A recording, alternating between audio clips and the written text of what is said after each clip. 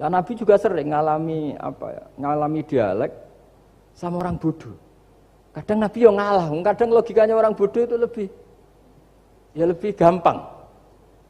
Itu ada orang pencari dop itu semacam kayak biawak ya. Tapi tidak biawak, kayak semacam biawak. Itu ketemu Nabi, kamu tahu kalau saya ini Rasulullah? Tidak tahu ya. Ya kamu harus iman kalau saya ini Rasulullah. Hatta yu'mina laka hadad dop. Ya kalau hewan ini iman sama kamu ya saya iman. Ribet kan ukurannya itu. Waduh, untung Nabi betul. Terus Nabi tanya, Dop, kamu tahu kalau saya Rasulullah? Terus Dopnya saat itu bisa bicara, asyhadu annaka Rasulullah, terus baru iman. Imannya tanya, kenapa kamu iman sama Rasulullah? Hewan aja tahu kalau dia Nabi, apalagi manusia. Sehingga masyhur itu di acara-acara kita kalau wadhabbu wal ghazalah yasyadani laka bir risalah itu wadhabbu wal ghazalah yasyadani laka bir risalah. Akhirnya Allah bilang, dan itu didawuhkan juga oleh Rasulullah SAW, tuba liman amana bi walam yaroni. Yang hebat itu imannya orang yang enggak melihat saya. Makanya masyhur itu malaikat ditanya Allah, siapa iman yang paling kuat? Ya kita, karena melihat engkau langsung ya Allah. Para nabi. Terus tapi yang dari sekian pertanyaan itu jawab sama, yang paling ajaib adalah umat-umat Muhammad di akhir zaman, enggak menangi nabinya, juga enggak pernah lihat surga neraka, tapi iman sama saya. Dan mereka punya cara untuk imannya ini berkualitas sama dengan kamu para malaikat. Ya diantaranya dengan cara logika tadi yang saya utarakan tadi. Am khuliqu min ghairi syai'in am humul khaliqun. Kalau alam raya ini wujud, maka penyebabnya harus sesuatu yang wujud. Masa sesuatu yang enggak wujud menyebabkan yang wujud. Kalau angka 10 ada, 1 juta ada, pasti dimulai angka 1. Makanya nisbatus naini wal arba'ah ila ma la nihayatalaha itu semuanya nisbatul far'i ilal asli. Semua angka berapapun jumlahnya itu binisbat ilal wahid adalah nisbatul far'i ilal asli. Itu cara-cara, makanya tadi kajian ilmu itu tidak ada habis-habis. Makanya perasaan saya itu kemungkinan orang Islam jadi ateis itu kecil, Pak Fathul Wahid. Saya punya kitab, ini saya ulang lagi, kitab calon wali. Kenapa saya sering cerita wali? Kalau di kampus itu kan orang inginnya ya jadi dekan, jadi rektor atau jadi menteri lah kira-kira gitu. Kalau di pesantren orang itu cita-citanya satu, ingin jadi wali. Ya supaya majelis ini barokah, saya tidak perlu cerita dunia kampus. Kalau ceritakan corong Jawa nguyai segoro lah. Bongso keinginan gitu kan tidak selera saya, juga ada dunia saya. Supaya sampai dapat ilmu ya saya cerita dunia. Itu kitab, saya punya kitab calon wali lah kira-kira. Atau wali sudah wali top. Namanya kitab Tasbihul Fuad, karangannya Sayyid Abdul Haddad. Itu beliau cerita, di antara ceritanya itu unik. Kata beliau begini. Saya itu tidak khawatir orang Islam jadi murtad, apalagi jadi ateis. Karena kalimat la ilaha illallah itu sahlatun qoribah, kalimat yang mudah sekali. Sehingga saya tidak khawatir orang Islam yang ketemu orang ateis, ketemu orang macam-macam, asal diajari kalimat ini secara benar. Terus beliau cerita, yang saya takut tuh mereka masalah perempuan dan harta. Kalau iman kayaknya enggak. Singkat cerita yaitu di kitab seperti itu. Singkat cerita saya ketemu banyak orang yang kuliah di McGill atau kuliah di Amerika, di Jerman, mungkin di Norwegia, di mana-mana, di Australia, dan ketemu teman-teman yang di Korea Selatan juga. Mereka itu orang kebanyakan yang nyuwun sewu enggak keluarga kiai, tapi mereka enggak ada yang enggak tetap iman. Ketika saya tanya, kenapa Anda tetap iman? Padahal ada beberapa negara yang lebih stabil, lebih makmur dibanding negara yang mengklaim sebagai negara Islam. Itu cara berpikir ya sederhana. Enggak lah Gus, kayaknya kok Tuhan kok ada tanggal lahirnya, enggak lah, kayaknya yang namanya Tuhan tuh ya awal lah. Masa pencipta langit bumi dituhani orang yang lahirnya di bumi, kayak enggak lah kayaknya. Jadi ya berpikir sederhana. Padahal ya kurang ajarnya Masya Allah. Anak ini ya dugem ya macam-macam, tapi kalau ditanya disuruh yang lain enggak mau dia. Enggak lah, kayak yang benar tetap Islam. Karena kalimat ini yaitu tadi eksistensi Tuhan, tadi eksistensi Allah itu la ilaha illallah itu kalimatun sahlah, kalimatun qoribah, kalimah yang begitu mudah difahami. Kenapa mudah difahami? Misalnya kita ngaji, Tuhan itu siapa? Yang menciptakan langit dan bumi. Dengan misalnya perbandingan Tuhan itu siapa? Yang lahir di bumi tahun sekian. Enak mana cara kita menerima itu? Kan keren yang menciptakan langit dan bumi. Tuhan itu siapa? Yang ada sebelum langit dan bumi. Dengan misalnya Tuhan adalah yang lahir di bumi. Keren mana? Nah, bayangkan kalau kita punya Tuhan Fir'aun. Sudah mati jadi tontonan kan terus gak keren maksudnya punya Tuhan kok seperti itu. Nah ini yang katanya Syekh Abdul Haddad, kalimat ini sahlatun qaribah. Sehingga kalimat ini pula yang kita dilatih, la ilaha illallah kalimatu haqqin 'alaiha nahya wa 'alaiha namut wa 'alaiha nub'ats atau wa biha nub'atsu insyaallah taala minal aminin. Nah, saya sebetulnya tadi datang itu tidak ingin menjelaskan ini, tapi tadi kata Pak Fathul Wahid, ilmu itu kalau dikaji tambah hari tambah mudah, karena perangkat untuk menemukan bulan itu misalnya nggak rata itu gampang sekali. Pakai teori pemandangan ya bisa, pakai teori gambar juga bisa. Kalau teori pemandangan tadi, kalau kita bisa melihat mobil 2 meter masih kelihatan 2 meter, itu dengan jarak berapa masih orisinil seperti itu. Tambah jauh, tambah tidak kelihatan, tambah jauh, tambah. Nah ternyata setelah 5 kilo misalnya tidak kelihatan, berarti untuk jumlah 2 meter hilang per 5 kilo. Nah berarti kalau bulan masih kelihatan segitu, berarti jarak kita dan bulan kira-kira sekian ribu kilo, itu bisa dihitung, itu tanpa teknologi. Makanya sebetulnya teknologi itu nyumbang itu nggak sampai 30%, yang paling banyak ya sains tadi, pengetahuan itu yang kayak tadi orang menemukan pesawat, itu kontribusi terbesar tetap pengetahuan. Misalnya pesawat dari bahan ini kalau kecepatan sekian kena angin pecah enggak, tetap pengetahuan yang menopang itu. Teknologi kan paling mengantar supaya pesawat kecepatan sekian didorong mesin sekian dengan apa begitu. Nah, pesantren seperti kita ya, saya ini dididik Mbah Mun, dididik bapak saya, buyut-buyut saya, kiai. Itu sekali alim, yang alim betulan, itu ya alim betul. Ya karena memang yang repot nih yang agak-agak dukun itu ya ribet itu. Penting rambutnya gondrong, terus terkenal gak pernah mandi, terus nanti ada orang tertentu tertarik minta doa. Ini yang ribet ini, susah ini sertifikasinya susah ini karena. Tapi kalau kita ini di pesantren yang cara sertifikasinya jelas. Jadi berani jadi Gus harus bisa baca Mu'in gitu, berani jadi Kiai harus bisa baca Wahab. Aturan mainnya jelas kalau di ini. Yang repot tuh yang sebagian itu aturan mainnya tidak jelas. Terus promosinya itu pernah datangi menteri loh, pernah datangi, wah ya ribet kalau ukuran keren tuh didatangi apa? Menteri atau pejabat. Saya teruskan ya, karena ilmu itu harus menyelamatkan kita sampai di depan Allah Subhanahu wa Ta'ala. Nah, ketika kita menyifati Allah itu az-zahir, zat yang begitu jelas. Itu kalau kita kan kok begitu jelas padahal nggak bisa dilihat, terus kita sendiri tidak pernah melihat. Tapi eksistensi Tuhan sebagai Tuhan, yaitu al-wajibil wujud, itu jelas sekali karena nggak mungkin suatu yang wujud diciptakan oleh yang tidak wujud. Kenapa harus awal? Masa pencipta datangnya terlambat? Terus juga harus bako itu abadi atau al-akhir kalau dalam bahasa Quran. Masa zat yang superior kemudian kalah sama yang diciptakan? Berarti nanti ada kekuatan besar yang mengalahkan Tuhan. Ya kan aneh, kekuatan ini dalam kendalinya kemudian Allah kalah kan tidak mungkin. Makanya disebut al-akhir. Allah pasti tidak ada yang mengalahkan. Terus diantaranya lagi disebut qiyamuhu binafsihi. Kalau dalam bahasa Quran disebut al-qayyum, zat yang berdiri sendiri. Gak boleh Tuhan butuh yang lain. Kalau butuh yang lain berarti bergantung pada yang lain, dan nggak usah jadi Tuhan lah kalau masih butuh yang lain. Sehingga karena kekuatan ini, saya ulang lagi, karena kekuatan ini, ketika anak-anak mahasiswa kuliah di Jerman atau di Swiss, di negara-negara yang lebih bahagia ketimbang negara yang mayoritas Muslim, itu mungkin mereka tertarik sama sistem negara itu karena ada jaminan sosial ini.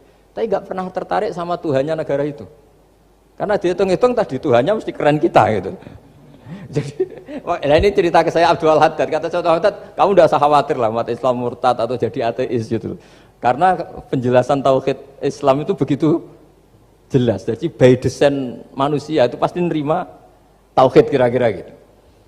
Jadi ini pentingnya adz-dzahir. Jadi Allah itu begitu apa? Jelas. Tapi Allah juga mensifati dirinya al-batin. Nah, al-batin itu gak mudah dikenali. Kenapa?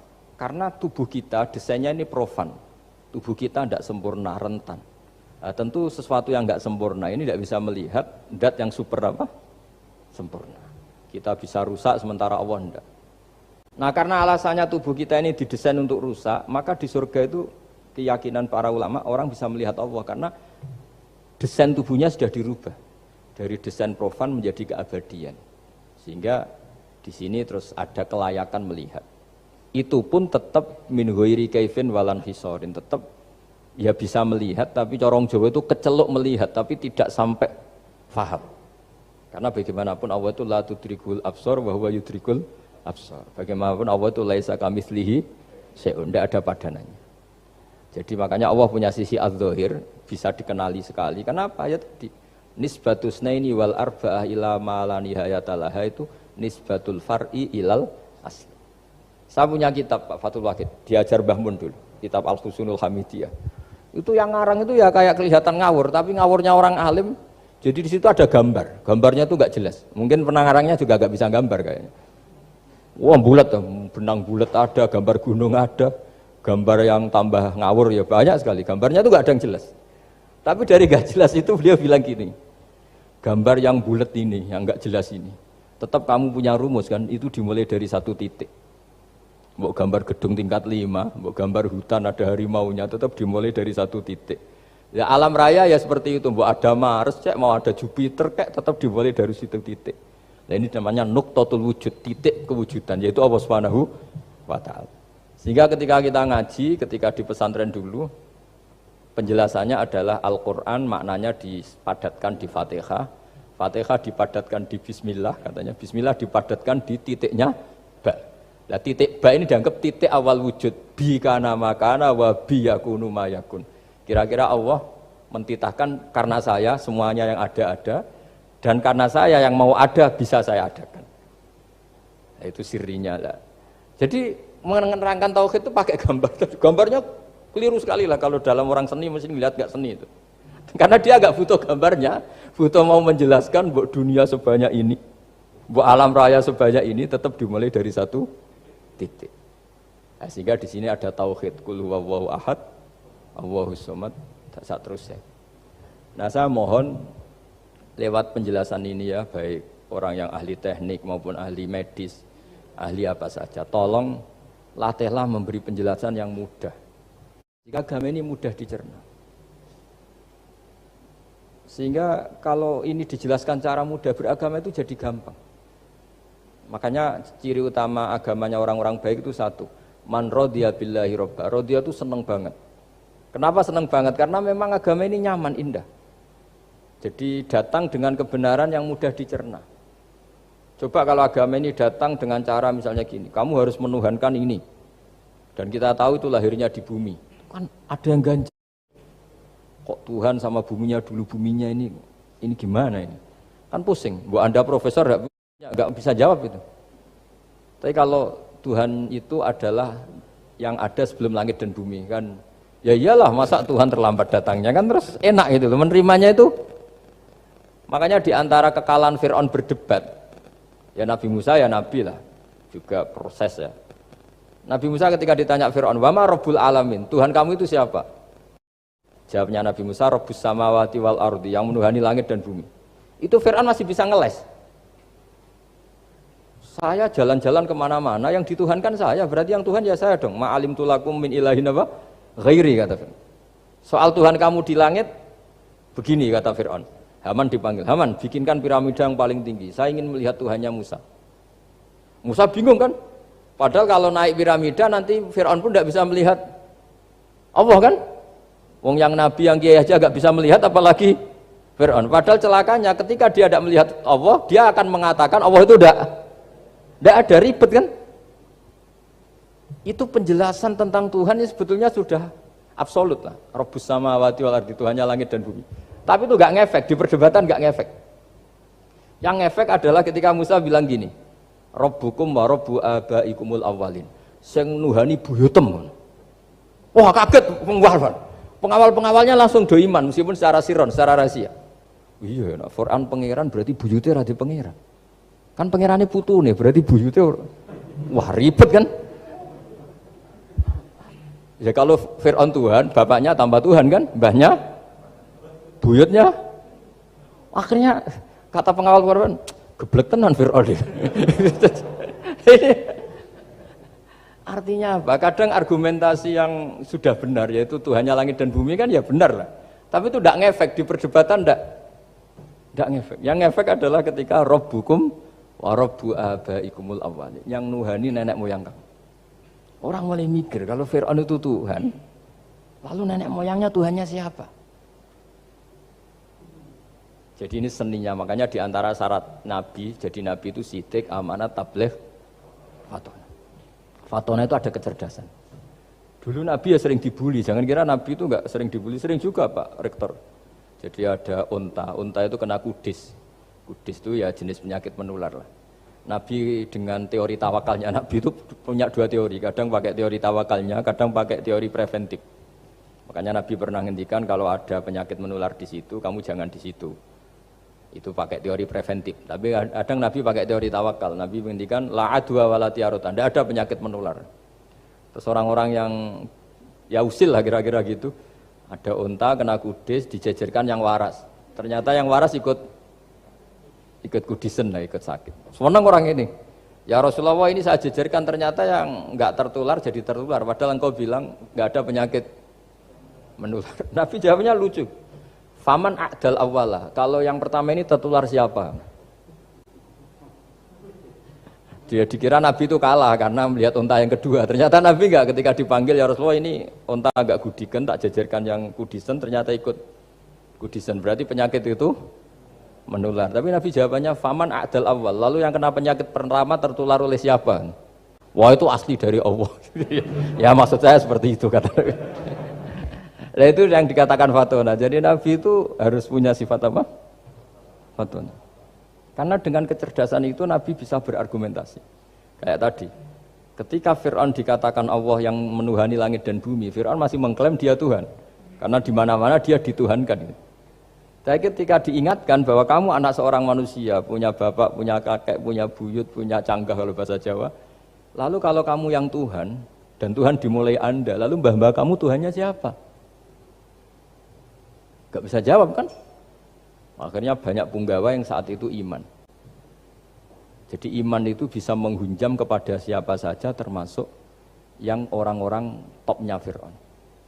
Sehingga ketika Fir'aun rapat Musa harus dibunuh besok, tangkap besok, sebagian mereka itu membocorkan informasi itu. Datang ke Musa, tadi malam kita ikut rapat, keputusannya Anda dibunuh, maka larilah kamu. Itu barokahnya iman. Artinya ya karena logika Musa lebih masuk akal, ya mereka lebih percaya sama Musa. Tapi gara-gara profesi ya tetap kerja, dan yang mulai ribet dunia. Ya mulai ribet. Jadi makanya kamu jangan tanya kaifa hukmul mukmin sing yukhfi imanahu, bagaimana hukumnya orang mukmin yang menyembunyikan imannya demi aman. Ya tidak usah kamu jawab. Kalau kamu jawab boleh, ini kok kayak pecundang. Kalau kamu jawab haram, pernah terjadi itu. Wa qala rajulun mu'minum min ali fir'auna yaktumu imana. Ini khazanah ya, jadi saya mohon mengkaji Islam itu harus dengan sisi-sisi yang bisa difahami orang pinter juga orang bodoh. Kata Imam Ghazali banyak itu, karena hadatin itu harus difahami orang pinter juga orang bodoh. Terus contoh yang paling populer tentu sering saya utarakan masalah iddah. Iddahnya orang terceraikan itu 3 kali masa suci. Kalau menurut Abu Hanifah 3 kali masa haid. Orang pintar tahulah kalau perempuan sedang haid, menstruasi pasti sedang tidak hamil. Sehingga kalau dia sudah haid 3 kali ada kepastian tidak hamil. Kalau tidak hamil artinya apa? Enggak ada sperma dari zaut awal, suami pertama yang jadi anak dia. Padahal tujuan iddah adalah nanti kalau di hubungan suami istri sama suami kedua jelas anaknya suami kedua. Tapi kalau andai kan tidak ada iddah kan, malam hubungan suami istri, pagi bentrok cerai, terus kawin. Kumpul suami istri lagi, terus nanti anaknya itu anaknya siapa? Kan nggak jelas. Kalau sampean bisa klaim lewat DNA juga mungkin secara ilmu objektif Pak Rektor. Masalahnya juga bisa disuap kan? Saya sering dibantah orang-orang itu. Wah Gus, DNA itu otoritatif karena gini-gini nggak mungkin, bohong kamu. Ya DNA-nya nggak bohong, pegawainya bisa disuap kan? Kayak nggak tahu manusia apa nggak tahu Indonesia, nggak tahu terus. Itu yang sensitif itu, yang mulai wilayah sensitif itu. Kayak gak tahu manusia apa kayak gak tahu Indonesia? Manusia aja ya sudah. Berarti Anda sangat nasionalis. Jadi ribet kan? Maka dianjurkan ada iddah.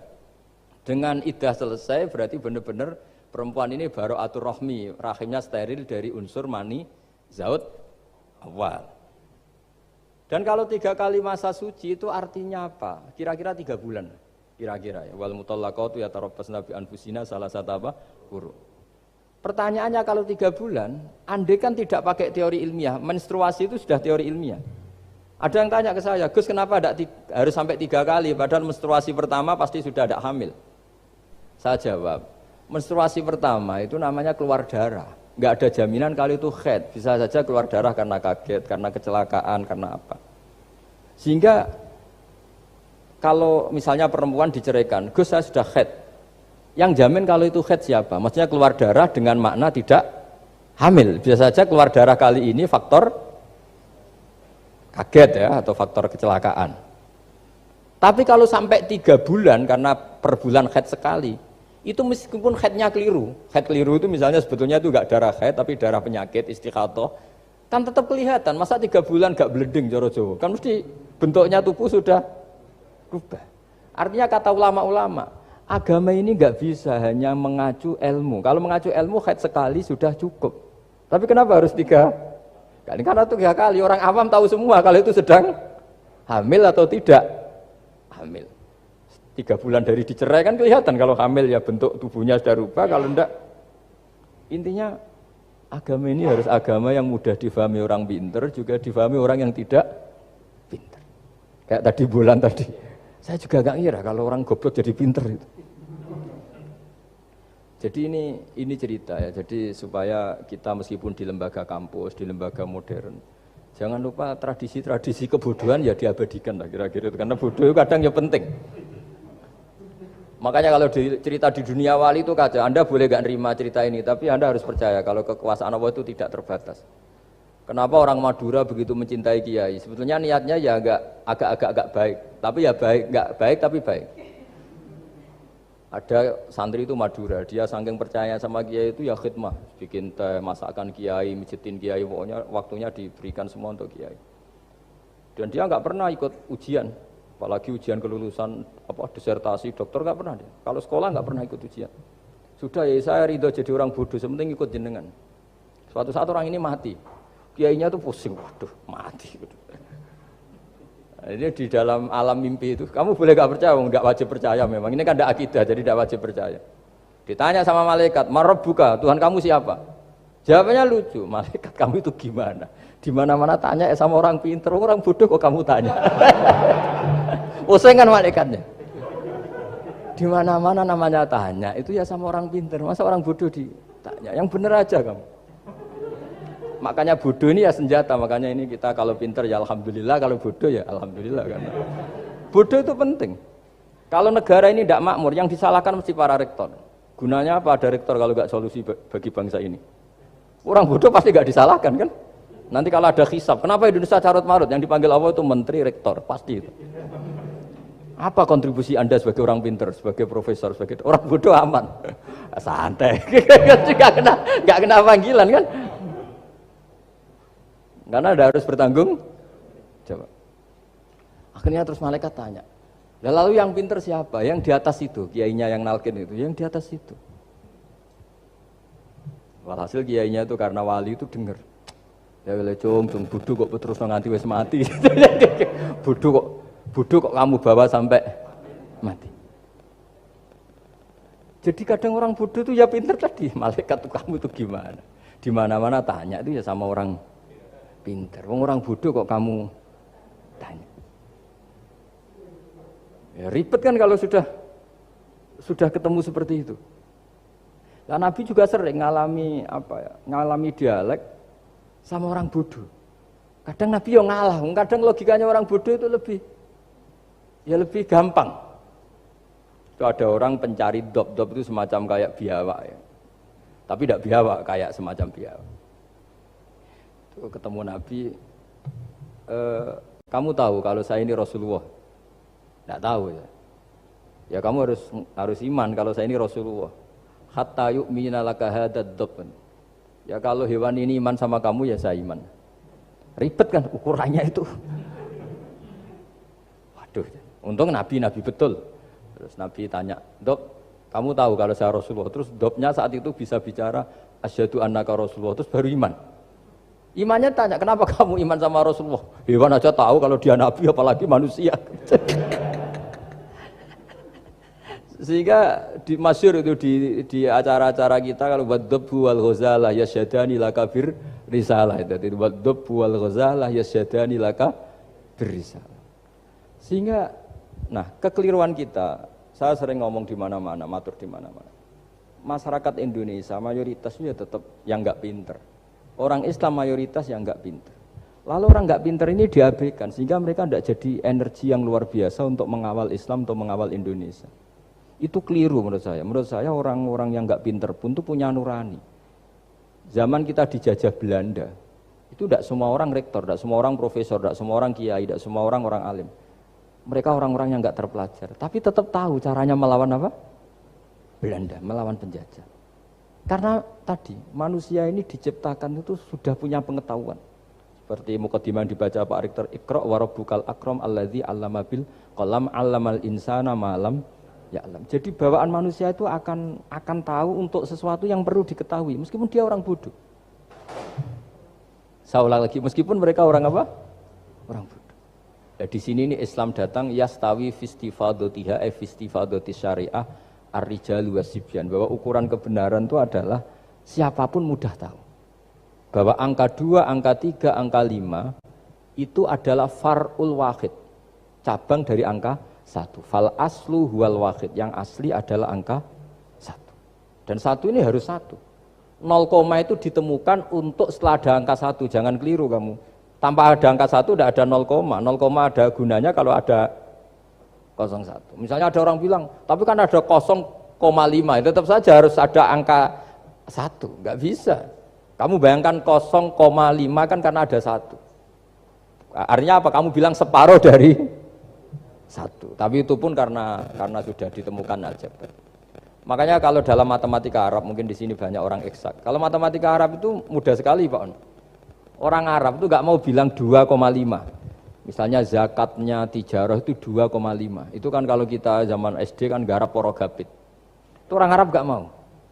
Saya pernah cepet-cepetan garap matematika, yang ahli matematika sama saya, itu cepet saya. Karena saya pakai matematika bodoh. Justru itu gampang. Kalau orang Arab cara berpikir gini, kalau bilang 2,5 itu rubu'ul usur. Apa?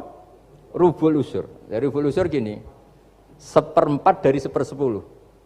Jadi misalnya 100 1/10-nya berapa? 10. Setelah 10, 1/4-nya berapa? 2,5. Jadi bertahap, rubu'ul usur. Sehingga misalnya gitu, 1 juta kan angkanya nolnya kan 6. Kalau kamu porogapit 2,5 kan kuweselan dia porogapit. Kalau orang Arab gampang, 1 juta 1/10-nya berapa? 100. 1/4-nya 25. Berarti 2,5-nya 1 juta 25.000. Orang Arab bilangnya rubu'ul usur. 1/4 dari 1/10. Jadi di 1/10-kan dulu baru di 1/4. Jadi lebih cepat.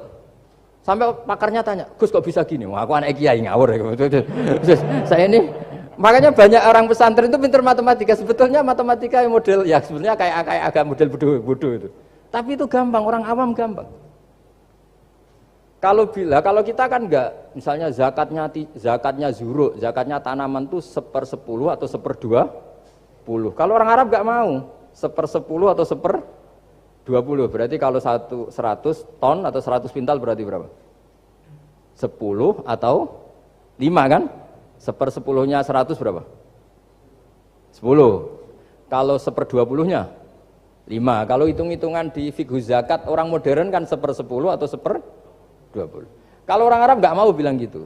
Zakatnya zuru itu al-usur, 1/10. Berarti per 100 ton misalnya 10. Atau nisful usur, separuh dari 1/10. Jadi nggak mau bilang 1/20. Usur atau nisful usur. Gampang mana coba? Ya kan, usurnya kan 10. Kalau nisful usur 5 atau 1/20. Daripada gawe porogapit, wah seruat. Jadi kita ini yang kelihatan goblok matematikanya ya pinter juga gitu. Meskipun juga tetap goblok karena tidak nekuni gitu. Sehingga di pondok itu ya dulu diajarkan faraid, falak itu ya gampang sekali karena memang hitungan Arab itu. Kalau bilang 2/3 itu sulusani apa? Jadi 6. 2/3-nya 6 berapa? 6 sulusnya berapa? Sepertiganya? 2. Nah, sepertiga itu sepertiga 2 kali. Berarti berapa? 4. Ya, 6 itu 2/3-nya kan?